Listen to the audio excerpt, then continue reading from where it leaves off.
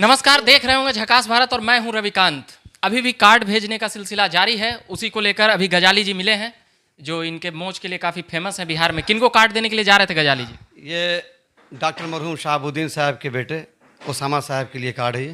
इतनी देर क्यों हो गई कार्ड देने? देर नहीं हुई, कार्ड हमारे पास था। हाँ, तो मैं आऊँ तो मैं जा रहा हूँ देने के लिए, है तो उनको देना है मुझे। कार्ड तो बहुत पहले था उनका हमारे पास। देर नहीं होता, मोहब्बत देर थोड़ी होता है। प्रोफेसर विनीत जी हैं, एक सवाल लूँगा।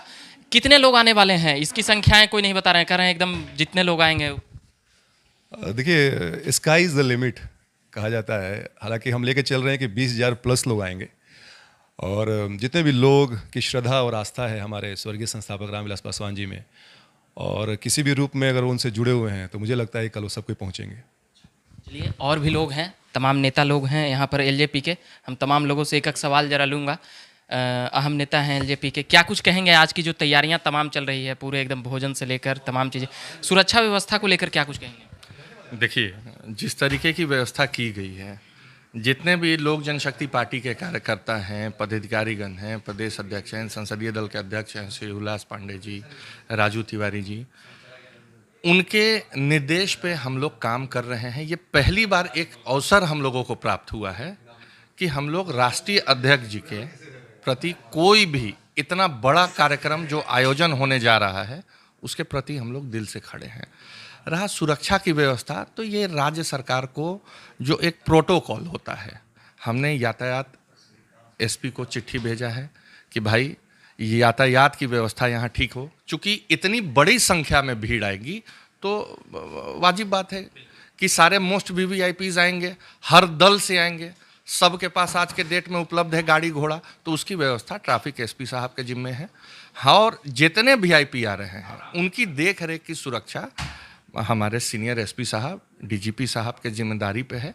और मैं मतलब इसे राजनीति रूप नहीं देना चाहता हूँ। देखिए, हमारे आदरणीय नेता स्वर्गीय रामविलास पासवान जी पद्म भूषण से सम्मानित हैं, और कोई भी व्यक्ति अगर पद्म भूषण से सम्मानित होता है तो वो पार्टी से ऊपर हो जाता है, वो देश के सम्मान के तुलने में उसकी तुलना होती है।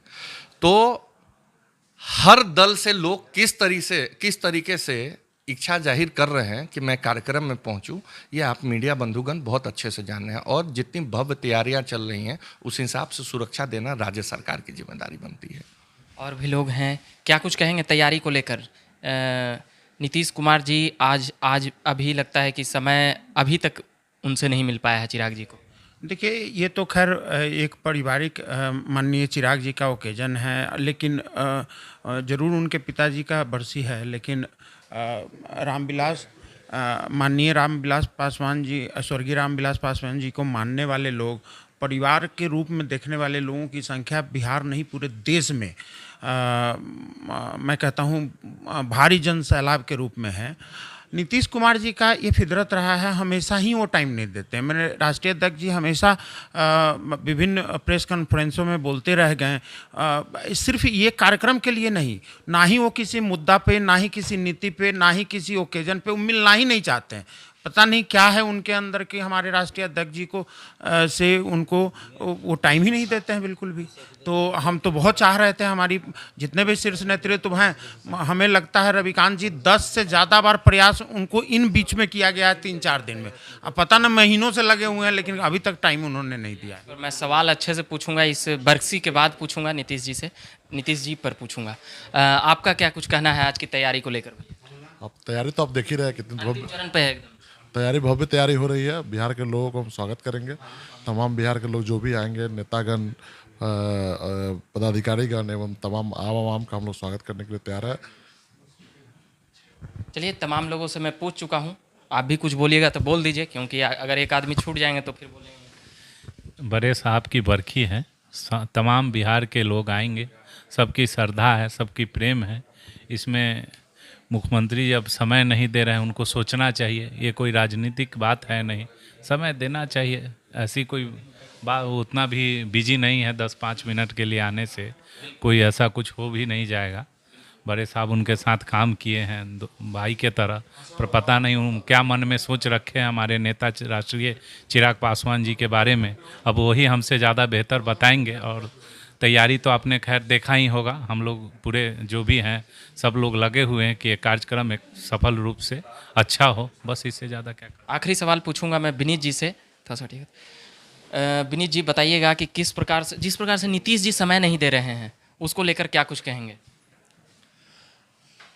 मुझे लगता है कि हमारे माननीय मुख्यमंत्री जी डरते हैं ऐसे सवालों से जो कि जनता के लिए लाभदायक हैं, और ऐसे लोगों से भी डरते हैं और थोड़ा सा दूरी बनाए रखते हैं कि जो कि ऐसे अनकंफर्टेबल सवाल उनसे पूछते हैं, क्योंकि सरकार को गिनाने के लिए कुछ है नहीं, काम तो किया नहीं उन्होंने। तो जब हमारे आदरणीय राष्ट्रीय अध्यक्ष जी जब पहुँचे, उनको बताया गया कि बहुत समय चाहिए, आपको इन्वाइट करना है, आपको 4 से 5 दिन बीत चुके हैं पर अब तक कोई भी रिस्पॉन्ड नहीं है उधर से। तो ये बड़ी अजीब सी बात लगती है कि आप एक ऐसे नेता के बरखी में आने में अपना इंटरेस्ट शो नहीं करते हैं जो आपके समकक्ष थे, आपके साथ उन्होंने काम किया है, आपने भी काम किया है, कहीं ना कहीं कुछ ना कुछ रिश्ते जुड़ रहे होंगे, और आज भी आप अपने वेस्टेड इंटरेस्ट को लेके, अपने व्यक्तिगत जो जलने की जो इच्छा है उसको लेके अगर आप समय नहीं देते हैं तो मुझे लगता है कि ये बहुत निराशाजनक है, और इस पर मुख्यमंत्री जी को जरूर से सीरियसली सोचना चाहिए। बिल्कुल, चिराग पासवान केवल लोक जनशक्ति पार्टी के नेता तो हैं ही, उसके बाद एक सांसद भी हैं। अगर मुख्यमंत्री जी को एक सांसद से मिलने का समय नहीं है तो अपने विधायक को कितना तवज्जो देते होंगे, यह भी एक सवाल है।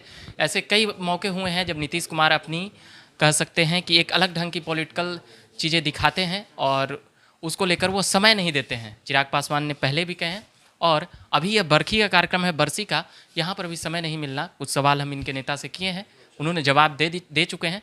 अभी हम गजाली जी का ये कार्ड देखे थे, उसके बाद ओसामा साहब का ये कार्ड है, साहबुद्दीन के पुत्र हैं, सीवान के हैं, और गजाली जी आज उनको कार्ड जाकर देंगे।